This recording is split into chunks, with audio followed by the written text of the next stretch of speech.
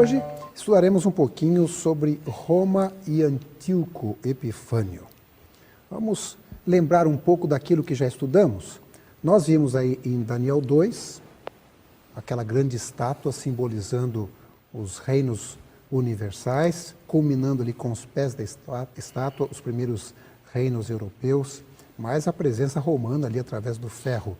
Depois, vimos através de Daniel 7 os animais incríveis, diferentes, simbolizando também os reinos universais, Babilônia, Medo-Pérsia, Grécia, Roma, e depois ainda inclusive 10 chifres, os 10 primeiros reinos, um chifre pequeno que cutuca 3 daqueles chifres, cai em 3, e aí vem essa ponta pequena, um poder romano já numa fase religiosa que domina a terra nesse período, ditando regras, leis, mudando uma série de coisas também. Depois, em Daniel capítulo 8, nós temos esses reinos de novo, só que aí eliminando Babilônia, que já tinha passado, ou já estava no seu final, Medo-Pérsia, simbolizado por um carneiro, a Grécia simbolizado por um bode, o próprio Alexandre o Grande ali simbolizado por um chifre, e posteriormente esse chifre é quebrado, surgem 4 chifres em seu lugar, os generais que tomaram conta do poder grego. De um dos pontos cardeais, de um desses lugares, surge um novo reino, uma ponta pequena, simbolizando justamente Roma em suas duas fases, na sua fase pagã e na sua fase religiosa, ou Roma papal. Mas muitas pessoas querem crer que esse chifre pequeno se refere a um outro poder, e não necessariamente esse poder religioso. Roma foi um período, um império extremamente importante. E a gente percebe, inclusive, que Roma, talvez não tenha sido mencionada no Velho Testamento, mas no Novo Testamento a menção é frequente, não é, Rogério? Roma, ela foi, ele foi o grande poder, né? O império que se destacou completamente. Ele não só fazia parte de um poder bélico, mas como ele fazia parte do dia a dia de uma extensão enorme territorial. Ele exercia poder econômico, exercia poder cultural. A ideologia romana permeava todos os caminhos do mundo naquela época, né? Com a sua tecnologia, com o seu desenvolvimento, a sua cultura, eles conseguiam não só ocupar militarmente, mas ocupavam também de uma forma cultural aquele povo na época do Novo Testamento. E sem dúvida alguma, o Novo Testamento ele começa e termina, né, como nós conhecemos, sob a águia romana, sobre a sombra da águia romana, né, da Pax Romana. E Jesus mencionou, é mencionado a vida de Jesus interligada com esse poder romano, desde o seu nascimento até a sua morte, não é, professor? Exatamente. Esse decreto de César Augusto, que convoca a população do Império para recensear-se, naturalmente, se há uma convocação, só pode fazer tal convocação quem detém o poder para tal. E todo o Império, então, dá a ideia da dimensão, do alcance de Roma geograficamente, também politicamente, o poder que tinha. E depois nós encontramos aí Jesus sendo crucificado sob Pôncio Pilatos, procurador romano. E depois todo o desenvolvimento do cristianismo e tal. A Roma, inegavelmente, incontestavelmente, nenhum historiador vai contestar esta posição de Roma naquele período. Inclusive, a gente percebe também na época de Paulo, ele apelando para César, né? E posteriormente sendo até condenado por Roma, né? Agora, o livro de Daniel, ele fala a respeito de uma coisa que Jesus se referiu. Aliás, alguns profetas são citados por Jesus, mas em São Mateus 24, verso 15, ele menciona Daniel como um profeta, nominalmente.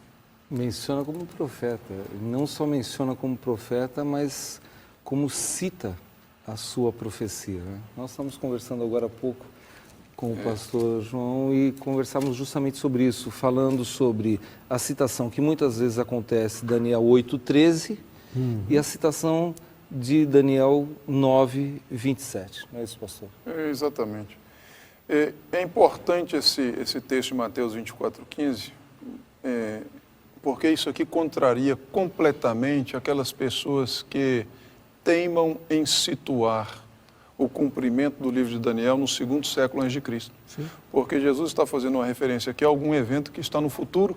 Ele está dizendo, foi Daniel que falou, e está no futuro. Então, se está no futuro, como é que pode ter acontecido no 2º século antes de Cristo? Tá certo?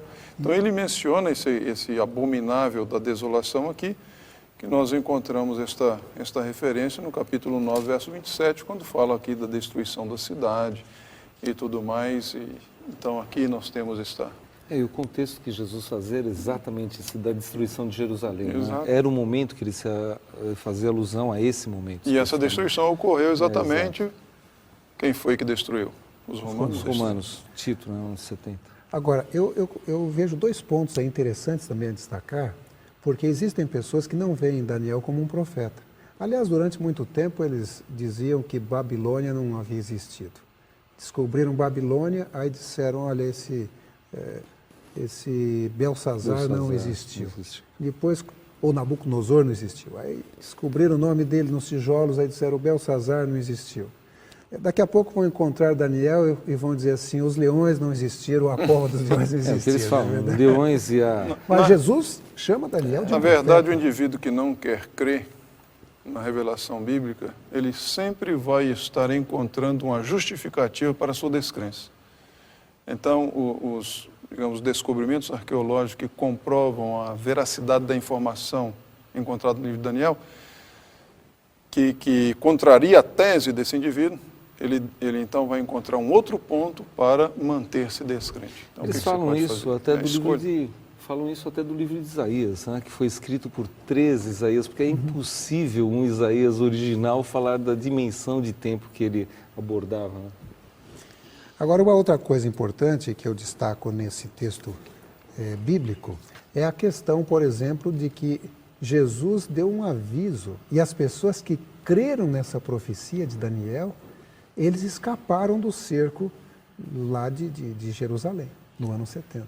Exatamente. Eles ouviram, entenderam a profecia e no momento certo, no momento em que havia a chance de sua escapada, da sua saída, antes que acontecesse tudo isso que foi relatado em Daniel e confirmado por Jesus, eles conseguiram sair e diz a história, o relato, que nenhum cristão morreu naquele evento. Portanto, a gente percebe claramente que, de novo, aquilo que se falava na crença do profeta, na crença da profecia que o profeta transmite por parte de Deus, leva o seu povo a prosperar. No caso, todos ganharam as suas vidas e, sem dúvida alguma, foram testemunhas em outros lugares. Por isso que Paulo, ele aconselha a gente dizendo o seguinte, não desprezeis as profecias, são muito importantes, sua vida depende disso também. Bom, aparece em Daniel 7 um chifre pequeno e em Daniel 8 um chifre pequeno. Obviamente, os dois se referem ao mesmo período, né? Ao mesmo símbolo. E nós vimos aqui, ao estudarmos, que esse poder seria o poder romano, numa fase posterior, no caso de Daniel 7, na parte religiosa, e no caso de Daniel 8, Daniel 7, o poder religioso, e no caso de Daniel 8, primeiro Roma pagã e depois Roma no aspecto religioso. Vamos falar um pouquinho sobre esses 2 chifres, professor João Antônio? Sim, isso é muito importante. A questão é, será que estão Daniel 7 e 8 falando do mesmo chifre? Os 2 capítulos fazem referência ao mesmo chifre ou estão falando de poderes diferentes? Então, a primeira observação a se fazer aqui é, se Daniel quisesse falar de alguma coisa diferente, por que iria utilizar o mesmo símbolo empregado anteriormente? Ora, se é o mesmo símbolo, chifre pequeno lá, chifre pequeno cá, porque ele está falando de uma mesma entidade, tá certo? E tanto no capítulo 7 quanto no capítulo 8, eles são referidos como aquele poder que persegue o povo santo de Deus. fala acerca da arrogância, da blasfêmia, esta atitude, né, de engrandecimento pessoal contra Deus, né? Lá no capítulo 7, depois no capítulo 8 se volta contra o príncipe dos príncipes. Aqui nós temos no capítulo 7 esse fator temporal, os 1260 anos. No capítulo 8 nós temos as 2300 tardes e manhãs. Depois nós temos ainda a questão da existência, eles vão até o tempo do fim, o estabelecimento do reino de Deus, tanto no capítulo quanto no outro, e finalmente nós vemos que eles são destruídos no capítulo 7 e no capítulo 8 por uma intervenção sobrenatural. Ora, então são muitos pontos em comum para afirmar que são poderes distintos. Não, na realidade, capítulo 7, chifre pequeno, trata do mesmo chifre pequeno do capítulo 8. Nada diferente. Agora, por que será que o anjo não mencionou Roma? Ficaria tão mais fácil. Ele mencionou Medo-Pérsia, mencionou a Grécia nominalmente e não mencionou Roma. Nós estamos inferindo porque foi assim que a história aconteceu. Na verdade, a gente percebe que as palavras de Daniel, quando foram encerradas, elas ficaram seladas por ordem divina. Ou seja, não era para entender mesmo, a não ser no período certo, professor Rogério? Bom, nós sabemos que Deus tem um momento da revelação de todas as coisas para nós. Agora, a limitação não é de Deus, a limitação é nossa. Então, muitas vezes o que acontece é que, por nossa fraqueza, por nossa capacidade, por nossa situação, Deus revela parcialmente. E Deus, no momento certo, revela integralmente. Então, é bem claro que naquele momento não era para ser entendido. Mesmo porque eu acredito que, estudando Daniel, um livro maravilhoso, profético, ele não chega a explicar o fim. Sim. Na verdade, ele faz uma alusão ao fim, ele diz que vai chegar ao fim, mas na verdade é o Apocalipse que vai trabalhar todo o processo de explicação do fim em todos os seus detalhes.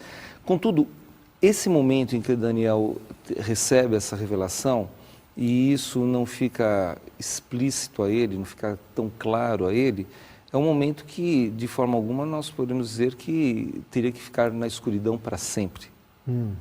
Ele viria, teria-se uma luz sobre ele, e essa luz, no momento certo, mostraria claramente quais eram os princípios e os objetivos de Deus com essa revelação. Quer dizer, nós sabemos claramente que Deus, em momento algum, deixa o seu povo, os seus filhos, na ignorância, mas no momento certo ele revela, ele posiciona e ele esclarece para o bem e para a salvação dos seus filhos.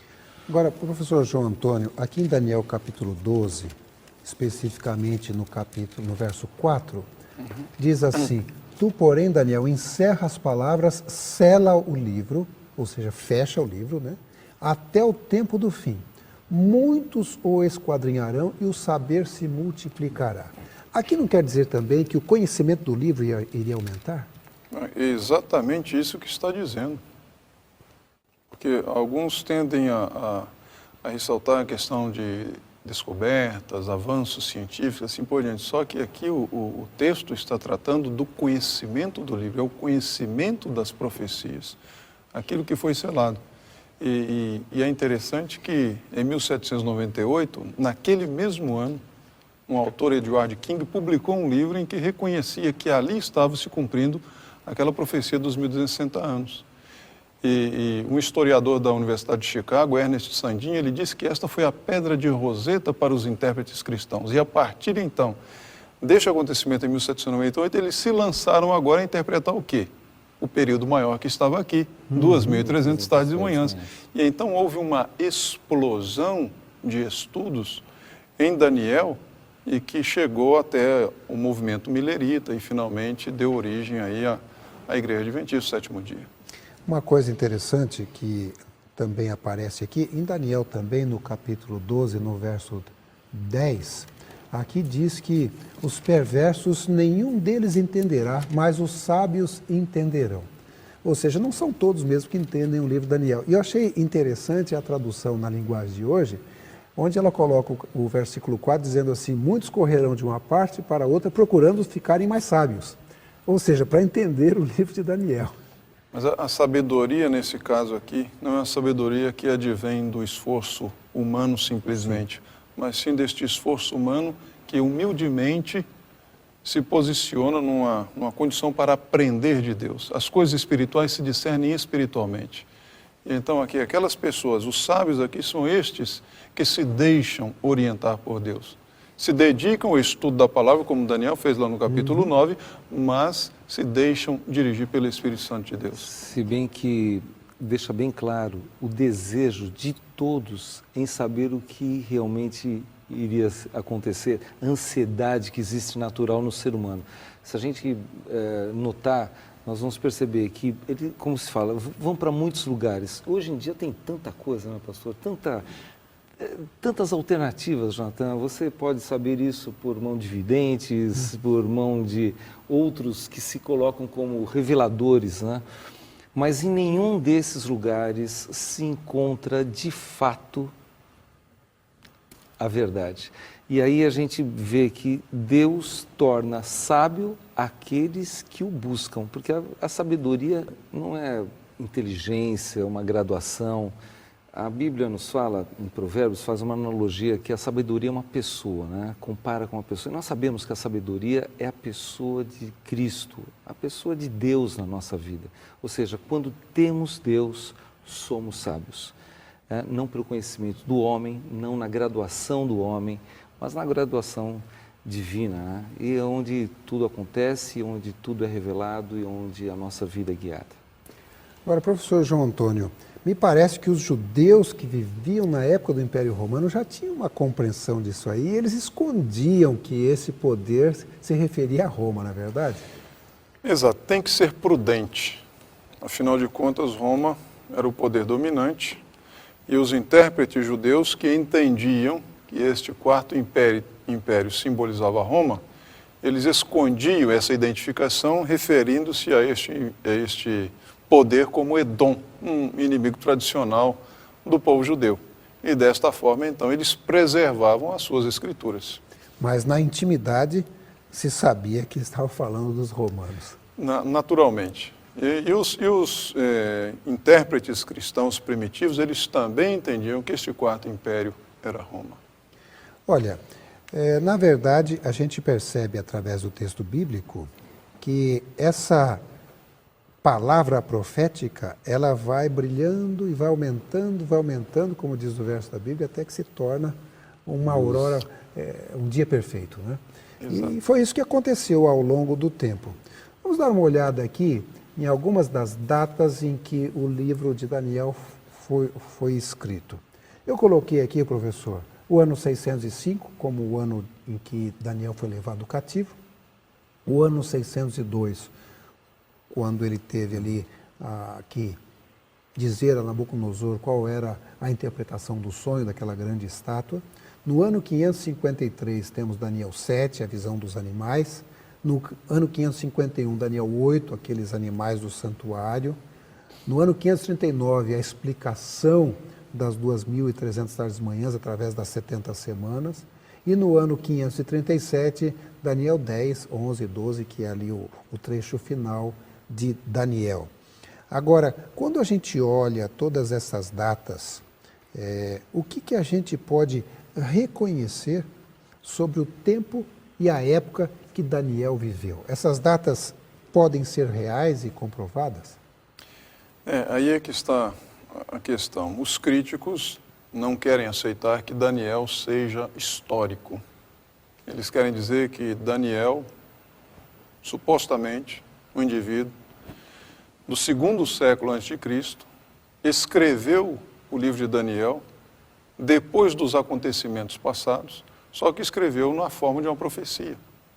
Mas acontece que as evidências internas apontam para a historicidade desse Daniel. Ele situa os acontecimentos.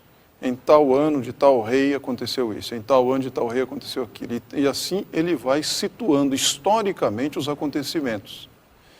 E internamente você tem as evidências que confirmam que há uma unidade no livro de Daniel que impediria que esse indivíduo, escrevendo lá no segundo século, estivesse fazendo este relato tão minucioso como ele faz da vida em Babilônia até chegar ao Império Medo-Persa.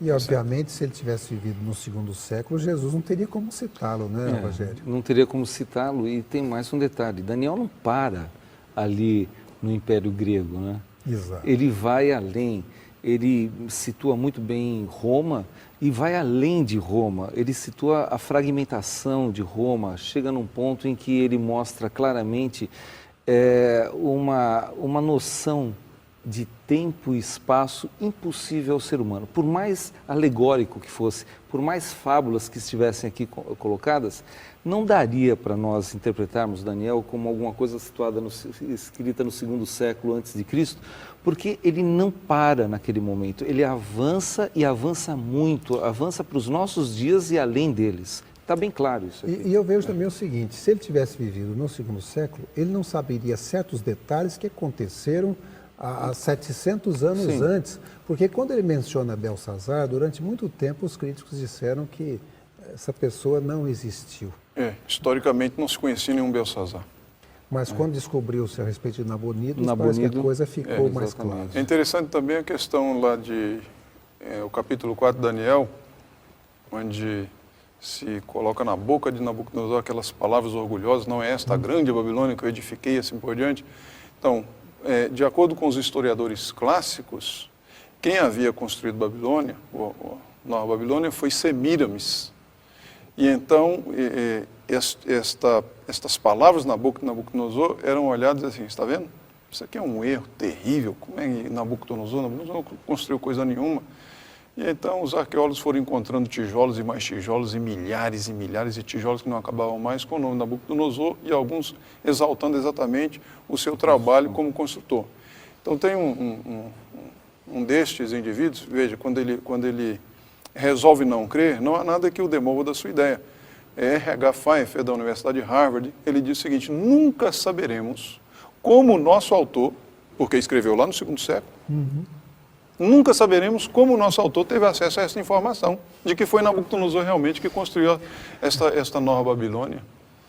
Quer dizer, a arqueologia mostrou que a informação era totalmente correta. Mas o crítico fala assim, bom, a gente não sabe disso, mas foi lá no segundo e acabou. Ou seja, é teimosia mesmo, né? Exatamente, não quer crer, então não há nada que eu faça crer. Bom, agora nós temos aqui a identidade do chifre pequeno, também para algumas pessoas, colocando como um antigo rei grego chamado Antíoco Epifânio. Já mostramos aqui os prós a favor de Roma. E agora vamos ver primeiro Antíoco. Vamos lembrar um pouquinho essa profecia. Nessa profecia, Daniel viu um carneiro, e esse carneiro tinha 2 chifres, e de repente veio um bode voando, e ele ataca o carneiro é morto, e nesse ataque o chifre que ele tem, um chifre notável, que simbolizava Alexandre, o primeiro rei, ele se quebra, e em seu lugar aparecem 4 chifres, os 4 generais que passaram a comandar o Império Grego. Agora, dentro deste contexto, surge uma ponta pequena.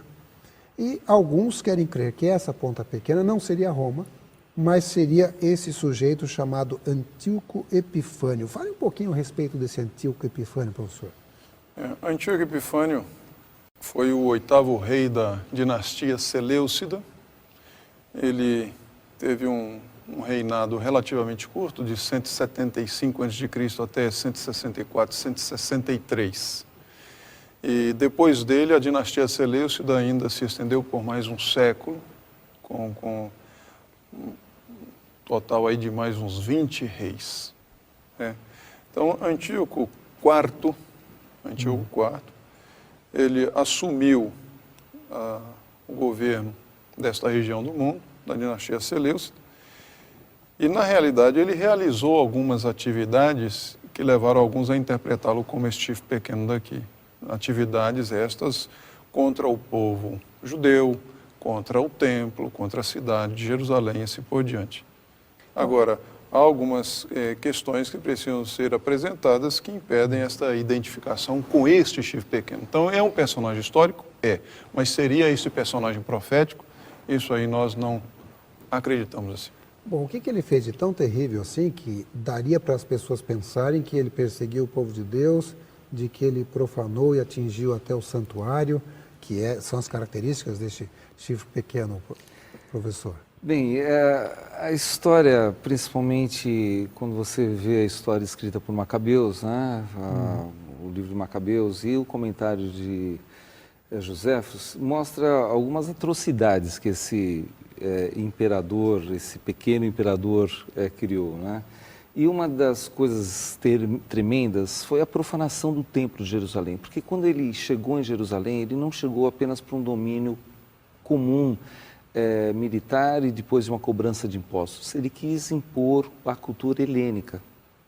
E o que acontecia a partir daí era o seguinte, era também um domínio cultural, religioso, a ponto dele tirar completamente a questão da adoração ao Deus verdadeiro e colocar no templo a adoração a Zeus, profanando o templo com sacrifícios de animais impuros, cerimonialmente impuros, como acontecia em Levítico 11, comenta, o caso de um porco. Ele sacrificou uma porca no templo, no altar do templo. E essa porca, ela foi um momento terrível para a história do povo, porque pela primeira vez algo daquela espécie estava sendo oferecido, não ao Deus verdadeiro, que nem poderia, mas a um Deus espúrio, pagão e tudo mais. Além do que, ele quebrou uma sequência de costumes religiosos que distinguiam o povo judeu de todos os outros povos, como o caso da circuncisão, impedindo que fossem circuncidados os filhos dos judeus. E ele chegou ao ponto de colocar vigias para olhar, ver, acompanhar se os pais faziam a circuncisão no filho. Os que faziam, muitos aderiram de espontânea vontade ou por medo, aderiram a ele sem problema nenhum, porque ficaram pressionados, lógico, mas teve um remanescente, se a gente pode usar esse termo, né? Um remanescente fiel. Esse remanescente ele foi firme, muitos morreram. E ele tinha uma maneira terrível de matá-los. Ele levava a esses pais a chicotes, eram chicoteados até serem dilacerados, e depois, enquanto ainda tinham vida, eram crucificados. E na cruz eles levavam as suas mulheres e filhos e os sufocavam esses seus familiares na frente deles. Então, Antíoco ele foi um indivíduo terrível nesse aspecto. Eu acredito particularmente o seguinte, naquele momento, quando um judeu olhasse aquilo, ele podia estar tendo uma visão do que é realmente um poder completamente fora dos propósitos de Deus. Sim. Ele olhando aquilo, ele podia pensar o que está acontecendo com Israel, né? No entanto, nós sabemos muito bem, e aqui Daniel é bem claro em todos os detalhes da característica dessa ponta, que essa ponta não poderia ser Antíoco, porque Antíoco, na verdade, ele não correspondia na dimensão de influência dessa ponta, nem na forma ampla que essa ponta atuou na história humana. Ele foi um rei, mas naquele momento, quando ele fez esse ato de profanar o templo, naquele momento ele fez alguma coisa local. 3 ou 4 anos depois, ele foi vencido por Judas Macabeus, e aí então, definitivamente, ele começou a entrar num declínio na sua história e ele não teve maiores importâncias nesse aspecto. Por que não Antíoco Epifânio, então, professor? Veja, a primeira identificação desta Daniel 8,13, a abominação desoladora aqui, a transgressão assoladora, foi feita exatamente no livro dos Macabeus. Depois foi seguido por Joséfo, mas os primeiros pais da igreja não interpretaram assim. O primeiro cristão a aplicar a figura de Antíoco Epifânio a esta ponta pequena foi Hipólito, aí na primeira metade do 2º século da nossa era. Mas ele não foi seguido assim por outros pais, até chegar então em Jerônimo. Jerônimo escreveu um extenso comentário sobre Daniel e ele faz esta aplicação. mas você encontra Orígenes, Clemente, Irineu, Júlio Africano e assim por diante, todos eles que aplicaram este símbolo aqui a um futuro anticristo. Sim. Tá certo? Agora veja, ele mencionou aqui a questão das atrocidades cometidas por Antíoco Epifânio ali em Jerusalém contra o povo de Deus. Veja que uma especificação da profecia aqui em relação ao chifre pequeno diz que ele se tornou muito forte para o sul, para o oriente, para a Terra Gloriosa. Terra Gloriosa aqui é a terra, é a Palestina, onde está Jerusalém e tudo mais. Na verdade, se admitíssemos Antíoco como sendo a ponto pequeno, ele não chegaria aqui, porque ele recebeu por herança. Antíoco III, na sua vitória de Paneas em 198, já havia incorporado a Palestina, quando ele derrotou Ptolomeu no Egito. Tá certo? Então, a Palestina não foi incorporada por Antíoco, na realidade recebeu de herança. E pelas atrocidades cometidas em Jerusalém, ele perdeu. Ele não apenas não conquistou, como perdeu aquilo que havia recebido de herança. Depois disso, para o sul e o Egito. Sim. Então, ele teve algum êxito parcial no Egito, na região do delta do Nilo e tudo mais, em 169. Agora, em 168, ele voltou para, quem sabe, terminar o serviço iniciado anteriormente e para conquistar Alexandria. Só que ele foi recebido não por o exército romano, mas por um embaixador romano, Gaius Popilius Laenas, que disse para ele, e disse que traçou um círculo ao redor de Antíoco, e falou assim, você não sai daí enquanto não der uma resposta para Roma. E Roma está mandando você de volta. E Antíoco juntou a turma dele e falou assim, vamos embora, porque não pode mexer com eles, não. Então, quer dizer, que conquista para o sul foi essa? Agora nós voltamos para o Oriente. Sim. Antíoco III havia estendido suas fronteiras até a Índia. Então, ele buscou resgatar algumas províncias. Ele obteve êxito parcial, só que ele morreu nessa campanha. Ora, não se pode dizer que uma campanha que terminou na sua morte, de causas naturais, aparentemente em Babilônia, tenha sido uma campanha exitosa. E ainda mais se fala aqui desta intensidade que aparece. O carneiro, que cresceu muito, depois vem o bode, que cresceu sobremaneira, e depois, quando fala do chifre pequeno, 3 vezes se aplica o verbo engrandecer aqui ao chifre pequeno. Então, nesta progressão, nós esperaríamos que esse chifre fosse maior do que, pelo menos, do que a Medo-Pérsia. Pelo menos do que a Medo-Pérsia. E Antíoco Epifânio, naturalmente, não foi maior do que Medo-Pérsia, não foi maior do que nada. Agora, o império que se encaixaria aqui, então, seria quem? Aquele que veio realmente, que toda a história conhece, que é Roma. Exato. Tá certo? E para identificar esse Antíoco aqui, tem a questão da origem do chifre. Sim, porque a gente, estudando aqui, a gente percebe, por exemplo, que dá a entender que esse chifre, ele surge de um dos pontos cardeais, não necessariamente de um dos chifres, né? Esse aspecto aqui, às vezes, é complicado de definir em algumas traduções da Bíblia, porque se você for ver claramente, não é dito no original ali, não deixa claro a questão de ter saído de um chifre. Mas inclusive, deixa bem explícito a expressão chifre não aparece no original, de um dos chifres. Dos chifres. Não aparece os chifres aí. Mas sim dá a entender que saiu de um dos ventos, ou seja, não saiu de um poder dividido por Alexandre com a sua morte, dos 4 generais que surgiram ali, né, Cassandro, Lisímaco, Ptolomeu, Seleucio, né, cada um deles, mas saiu de um dos ventos, de um dos pontos cardeais, né, lá do oeste, né, de onde surgiu Roma. É aquele que não foi citado aqui, sul, a Terra Gloriosa, para o oeste, então veio do outro lado. É só ver, você vê assim a sequência aqui, está bem claro isso, aqui ele faz uma sequência, chifre, um deles saiu no caso aqui da minha tradução, né, de um deles saiu um chifre pequeno, o qual cresceu muito para o sul, é a menção de um ponto cardeal, depois para o oriente e para a Terra Formosa, outro ponto. Mas eles 3 não menciona nenhum deles o oeste. E o oeste é justamente da onde saiu o poder romano. E o próprio final aqui do verso 8 de Daniel 8 diz assim, para os 4 ventos do céu.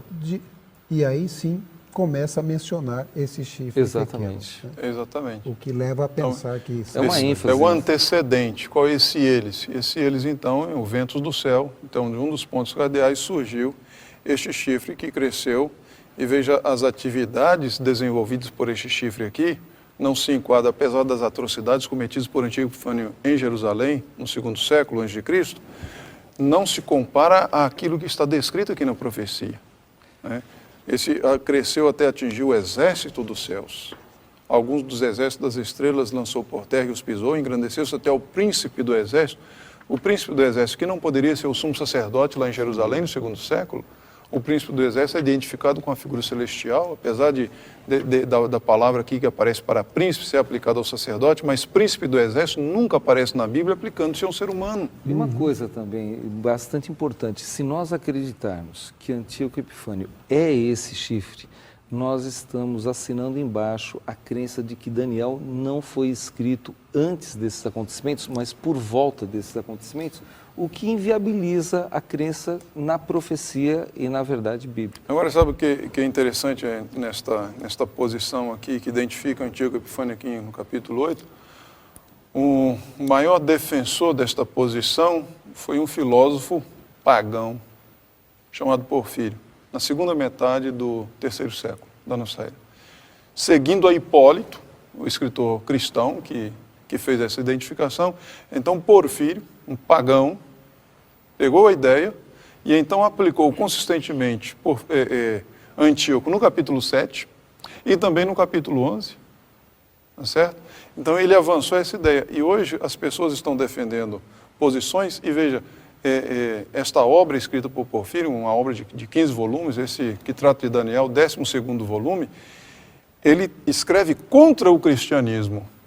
Então, um pagão, contrário à crença cristã, contrário a Daniel, contrário à profecia aqui, e então tem gente bebendo desta fonte e sustentando ideias que, na realidade, não são as ideias que se harmonizam com o texto bíblico.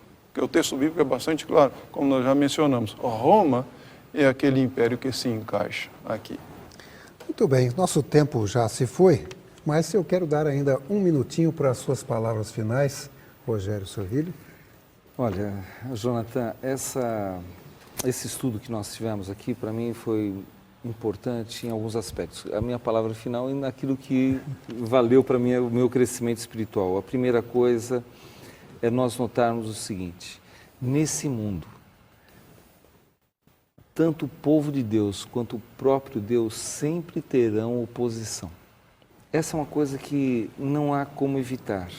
Entram reinos, saem reinos. Uma coisa é certa, a verdade permanece, mas por ela permanecer, ela é o foco de toda, muitas vezes, agressão e oposição de reinos e poderes.